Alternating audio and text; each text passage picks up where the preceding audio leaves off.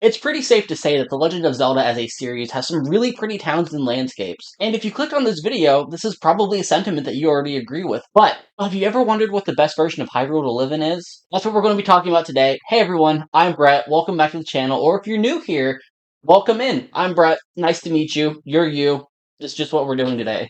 Now, I started with a question, and we're going to answer that question. But once again, in case you missed it, we're going to be looking at what the best version of Hyrule to live in is going to be, and I'm going to give you a specific town or area that I think would personally be the best. Zelda is definitely one of my favorite franchises, if you couldn't already tell by watching this video.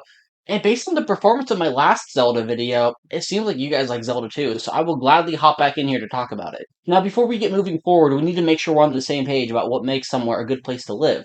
So what exactly does make somewhere a good place to live? I did some research and I asked some people some questions, and I believe I have a good answer for you. While the answer does differ from person to person, the three main things that make somewhere a good place to live are location, affordability, and safety. So most importantly for this video, these are three traits that I can easily apply to Zelda. That all sounds about right, but how do we apply something like this to Zelda? I mean, it's not like you can look up the average income or cost of living for any of the members of Hyrule. That's all very true, because when it comes to information like home prices in Hyrule, there's not very much to go on. After all, we could only buy a house in two of the games. Thankfully, I do have a workaround for these deciding factors that's just tweaking the criteria ever so slightly.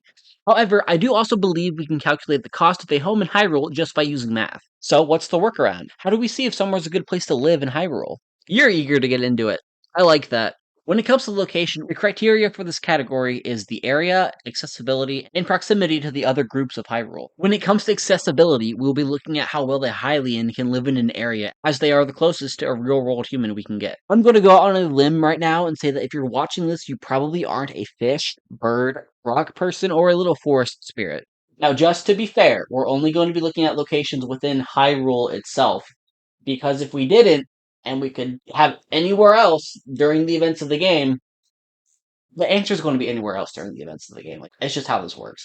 Especially when we get to the story section, because like there's no better way to avoid that stuff than just not be there. Then we get to the safety category. Now, from a gameplay perspective, this probably seems odd. For the most part, monsters don't spawn within cities or towns as they are designated safe zones. I say for the most part because this actually isn't inherently true. Places like Skyloft have remlets who get aggressive at night, and Castletown and Ocarina of Time have rededs that roam the street during the adult Link portion of the game. Speaking of that, we will also be taking how the story affects a location into consideration for safety. It's one thing to be Link, it's another to have to live through the events of the story as a normal person. If you're living there, you kind of can't ignore Link and Zelda fighting it out with Ganon or Ganondorf or whatever flavor his reincarnation takes for that game. Finally, there's affordability, which we'll be looking at factors like, is there a way for someone who isn't Link to make some money? This can also be looked at as the job market, as one could assume that someone could go get a position somewhere at the local shop or within the guards. After all, it doesn't really matter where something is located or how safe it might be if you can't afford to live there.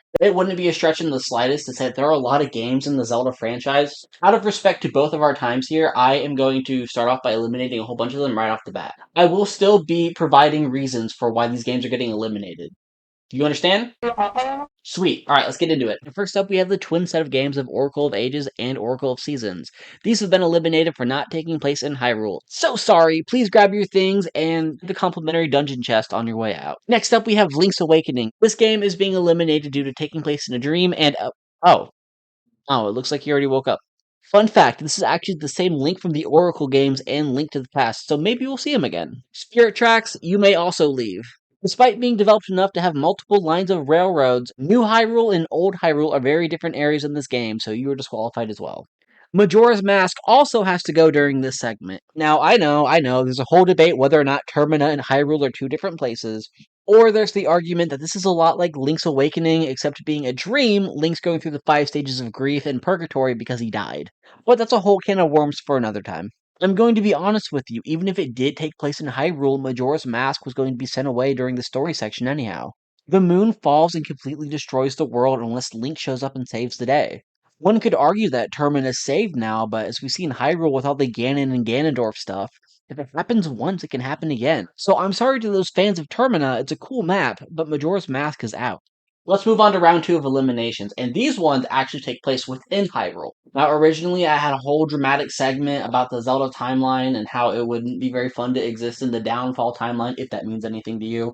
But then I realized it's a lot simpler than that, so we're going to go with the simpler one, and that is that most of the 2D games are getting disqualified because there's not much to talk about in terms of towns with them. Now, wait a second, don't get mad at me yet, I can explain. One of the three criterias we mentioned earlier is location. And unfortunately, when it comes to location, most of the 2D Zeldas don't do very well due to how isolated they are. Unlike the 2D Pokemon games, the town in 2D Zelda just aren't that fleshed out. But for what it's worth, the games really weren't trying to be. At this point in time, the 2D Zeldas were about puzzles and dungeons, although I suppose you could also argue that a lot of the cities in the 2D Pokemon games were kind of dungeons in their own merits, but that's not the point. This, however, does rapidly disqualify the following guests. Minish Cap. Most of the towns in this game belong to the Minish, who are very small and therefore cannot be accessed by normal people. A Link to the Past, whose biggest town is Kakariko Village. The maps of Echoes of Wisdom and A Link Between Worlds are also pretty similar to this one, so we're going to get those ones out of here too. After those three, we have Phantom Hourglass, whose map consists of dungeons on islands and not actual towns. It's kind of hard to live somewhere if there's not a town there. Next up, we have Four Swords Adventures. The game is more so a collection of stages than an actual overworld with towns. It's kind of like how you would say most of the side-scrolling Mario games don't really have towns in them. Then there's Zelda 2, The Adventures of Link, which, for what it's worth, Zelda 2 does have more towns than the first game, but it's still very scarce. And then finally, we have Zelda 1, who has nothing in terms of towns. With all due respect, it was the first in the series, but that doesn't really help it in this situation. Now, before we get into our top 5, I do have to eliminate one more, and that is the original Four Swords game. I'm kind of bummed to be cutting this one because compared to where it was in Minish Cap, this version of Hyrule is actually developing pretty nicely. Now, it is worth mentioning, though, that this one is much closer to the Pokemon example that we gave earlier, but unfortunately, it still can't compete with like the rest of the list. So, who are the top 5? In no particular order, we have Skyward Sword, Breath of the Wild, and Tears of the Kingdom, who I am counting as one due to them taking place within 7-ish years of each other, Ocarina of Time, Twilight Princess, and Wind Waker. These 5 titles can't be as easily written off, and honestly, depending on your taste, there's a strong argument to make for each of them. There's a few locations to choose from in each one as well. Skyward Sword is both the most vast and the most limited, with Skyloft being their main settlement. However, this wouldn't always be the case, as all of Hyrule comes from this single point in the timeline, so once they reach the ground, you can be sure they expanded. Wind Waker is a lot like Skyward Sword, except instead of exploring the sky and the land below, you explore the Great Sea with civilization scattered about the islands. These islands are Windfall Island, Dragon Roost Island, Outset Island, and Forest Haven Island, which isn't inhabited by Hylians, but is still a place to go visit or hear about. Twilight Princess has Ordon Village, Hyrule Castle Town, Kakariko Village, and Snowpoint. Although it should be mentioned that Snowpoint is much more of a mansion on a hill, but they do still have a pretty sweet snowboarding section. Breath of the Wild has Hateno Village, Kakariko Village, Terrytown, and Lurelin Village. They also had Castletown, but something tells me that it might be a hot minute before it's back to its former glory. In Tears of the Kingdom, there's Lookout Landing, but that's more so a research camp than a livable town. Finally, there's Ocarina of Time, which has Castletown and Kakariko Village. There's also Lon Lon Ranch, which, while you might not end up living here due to it being a family-owned farm, you can certainly go enjoy their horse track and their famous milk products. Now you're probably wondering, where does that accessibility come into play here? Now, these are by far not the only cities in these games, but these are the ones that are most suitable to Hylian living. All of these also pass the location criteria as well. In Twilight Princess, Breath of the Wild, and Ocarina of Time, you can get across Hyrule perfectly fine on horseback or on foot. And there's my cat. This is Kiara. She's lovely.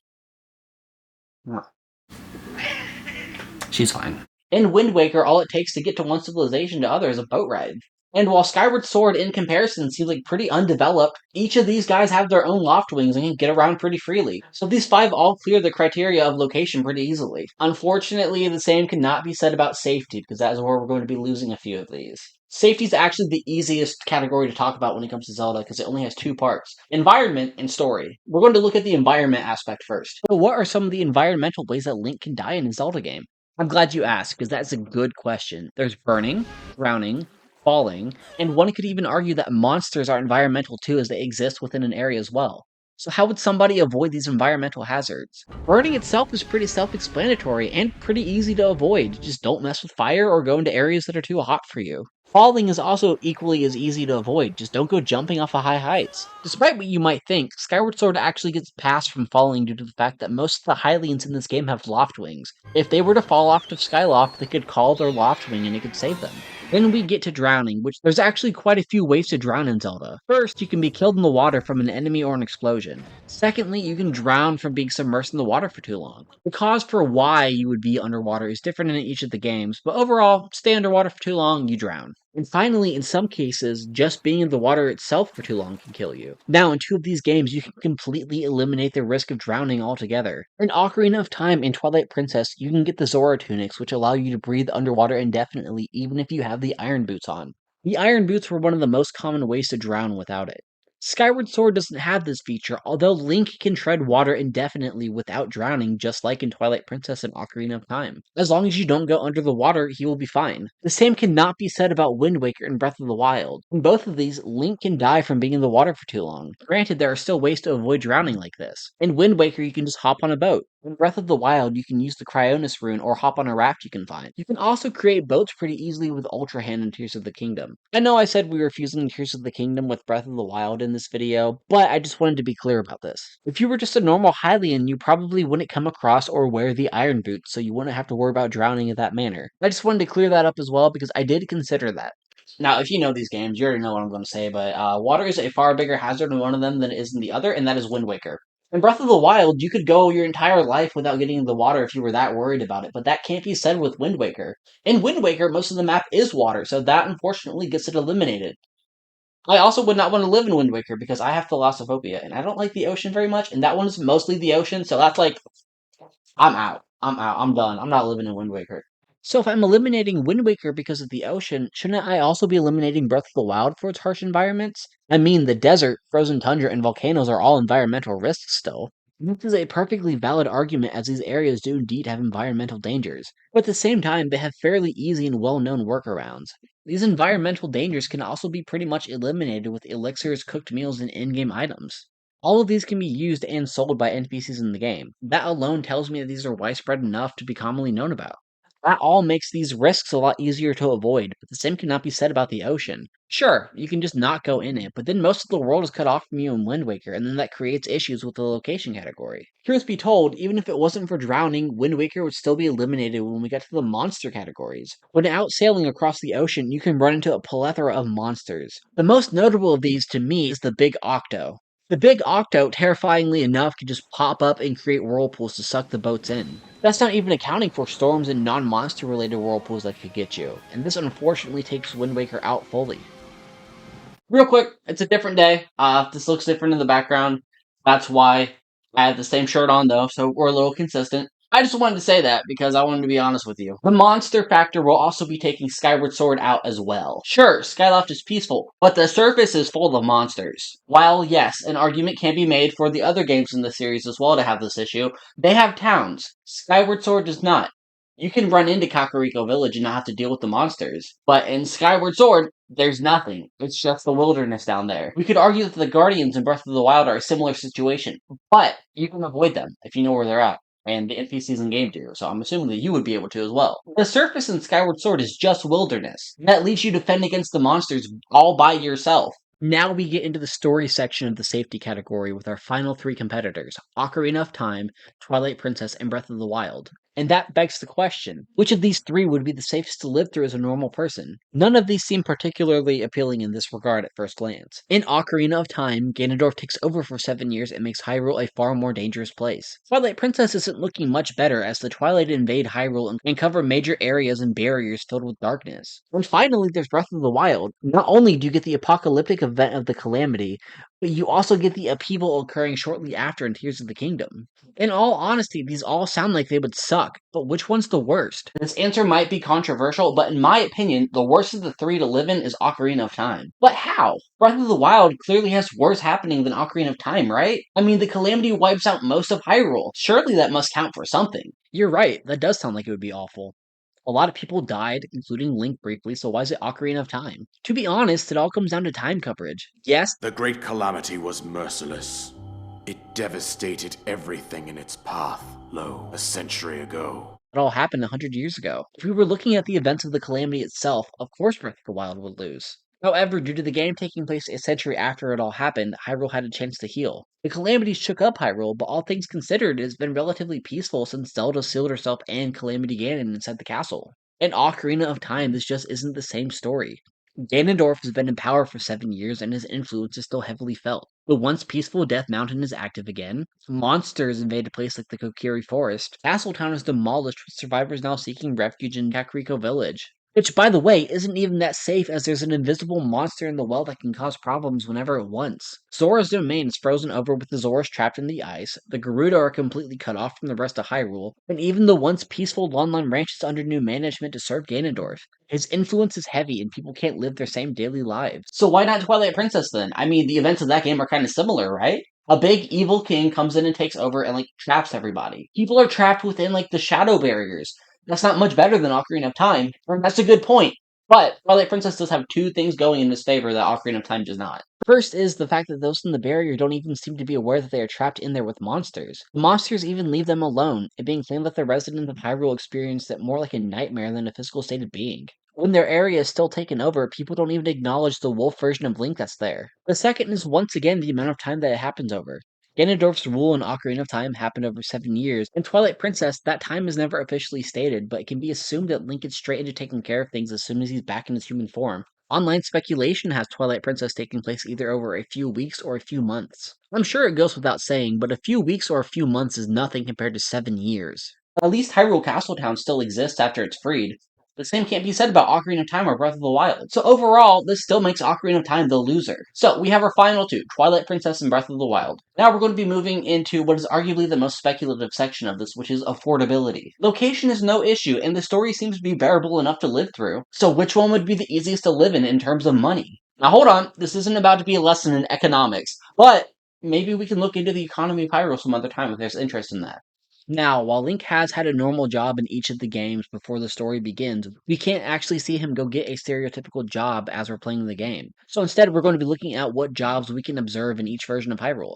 After that, we'll even be calculating how much of a cost to get a house in each game based on in-game factors. I'll even throw in the cost of a house in Ocarina of Time as a little bonus. In Breath of the Wild, we can see people having several different types of roles, such as innkeepers, farmers, soldiers, merchants, miners, government titles such as mayors, and researchers if we assume that Pura and Robbie pay people. In Twilight Princess, we see similar roles, which makes sense as they're both still fantasy games. There's ranch hands like Link was at the beginning, mayors, guards and knights, innkeepers, shopkeepers, inventors like the guy at the bomb factory, miners, adventurers, and even some child entrepreneurs. In this regard, an argument could be made for either version of Hyrule to be the best version to live in. There seems to be plenty of work for the average person to get into. It also seems to be an equal amount of work in each, but it could also be said that being an entrepreneur in Twilight Princess is easier to do, as the character Mallow is able to open Mallow's Mart and franchise it into several locations. It should be mentioned that Mallow is a child, so that might be saying something given the fact that he's able to do all this. Before we get into the final verdict, I'm going to get really speculative and try to calculate the cost of a house in Twilight Princess based on the data we have in Breath of the Wild and Tears of the Kingdom. Breath of the Wild is the first game in this series where we can actually buy a house.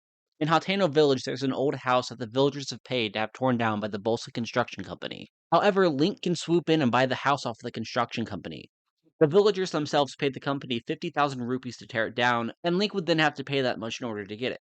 That's a nice base cost we can work with, but we can go one step further. Link is actually able to purchase the house for much cheaper, as he's able to get the house for 3,000 rupees alongside 30 bundles of wood because the house is in bad shape. The house can be upgraded for an additional 1,400 rupees. A bundle of wood in Breath of the Wild goes for approximately 2 rupees each. If you factor that in, that brings the total monetary price of the house to 4,460 rupees. We can actually see how much the value of a rupee changes from game to game, and we can do this by looking at similar in-game items to see how their price changes. This then allows us to see how something of the same value would cost in another game's economy. The best example of this is the Hylian Shield. In Twilight Princess, the Hylian Shield can be purchased for approximately 200 to 210 rupees in-game. This is actually quite different from its cost in Ocarina of Time, where it's only 80 rupees. In terms of the Zelda timeline, Twilight Princess is actually the third game in the trilogy of Ocarina of Time, as it takes place to a sort of sequel to Majora's Mask. In Ocarina of Time, it is said that the Hylian Shield is just like the ones the Knight use, which one would assume is still true in Twilight Princess. The Hylian Shield also makes an appearance in Breath of the Wild, being the best shield you can get in the game. You can find one in the dungeons of Hyrule Castle, but you can also purchase one in Terry Town for 3,000 rupees. That can't be right. That's the same price as the house. Okay, so that is the right price, but that's excluding one fact. The Hylian shield isn't the standard equipment for the knights anymore. For that, we should be looking at the knight shield instead. These two are far more equivalent in terms of importance. Since the Hylian shield is a premium now and not the standard, of course it's going to cost more. And that 80 rupee shield sounds like quite the investment now, doesn't it? Finding out how much the Knight Shield goes for in Breath of the Wild's Hyrule is actually a tricky one. There's not exactly a blacksmith guild pumping out these shields for sale like you would expect. But we can still buy it in game from a shield salesman named Rust for 300 rupees. When compared to the price in the previous games, 300 rupees seems much more reasonable for a shield. Using these prices, we can do some rudimentary math to see the buying power of a rupee in the later games. 1 rupee in Twilight Princess is worth 1.5 rupees in Breath of the Wild. We get that by dividing the cost of the Knight Shield by the cost of the Hylian Shield in Twilight Princess. This is exactly why it was important to find an equivalent item in game, as if we use the actual cost of the Hylian Shield in Breath of the Wild, we'd be looking at 1 Twilight Princess rupee being worth 15 rupees in Breath of the Wild, which you don't need me to tell you is a huge difference. So if the house cost 50k rupees in Breath of the Wild, how much would a ready-to-go house with similar size cost in Twilight Princess? Let's break it down. At full price, the house would cost 33,334 rupees. And then if you were to buy the same house that Link bought in Breath of the Wild with all wood included, that would then get you the price of 2,040 rupees in Twilight Princess instead. If you include all the upgrades and restoration, that then brings it to the price of 2,973 rupees. Now that's not bad, but that's not the only property you can get in Breath of the Wild and Tears of the Kingdom Hyrule either. In Terrytown, Link purchased land to build a new home on for only 1,500 rupees. You can have up to 15 different house pieces that you can pick and assemble there as well, being priced per piece in the 200 to 600 rupee range. That means a plot of land of similar value in Twilight Princess would only cost about 1,000 rupees, and each upgrade would only be 134 to 400 rupees. And then just for fun, the house at full price in Ocarina of Time would cost 13,334 rupees. When Link bought it, it would only cost 816 rupees, and then in turn, a full upgrade would only cost 1,189 rupees.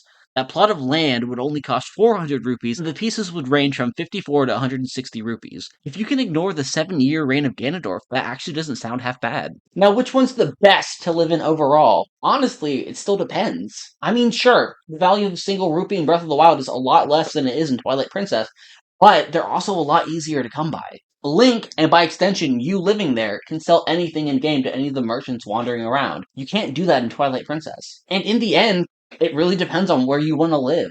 Are you more to city living? If you are, then in my opinion, Castletown in Twilight Princess is by far the best option for that.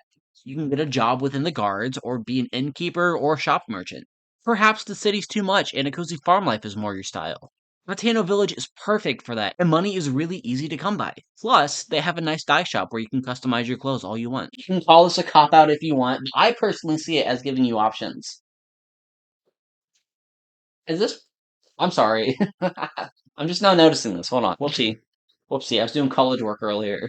You won't find something like Twilight Princess's Castletown in Breath of the Wild. And in turn, you won't find something like Hateno Village in Twilight Princess. There's Ordon Village, which is still cozy, don't get me wrong, but it's noticeably smaller. But that does wrap up our conversation about that, so definitely let me know which one you would pick to live in if you had to pick one of these versions of Hyrule. Now, perhaps it's recency bias, but despite Twilight Princess being my favorite Zelda game, I would personally much rather live in the Breath of the Wild version of Hyrule. So what do you think? Which one's your favorite? Definitely let me know down below. You can also let me know if there's something I missed that you think should have been a contender for this. I do my best to read all the comments whenever I can, and sometimes things just get overlooked in the research process. The feedback on my Anthropology Zelda video has been phenomenal, and you guys make some really good points in the comments below. That definitely makes me look forward to seeing what you all have to say about this. That's all I have for today. Thank you so much for watching. I've been Brett, you've been you, and this has been a bit of a look at what would be the best version of Hyrule to live in.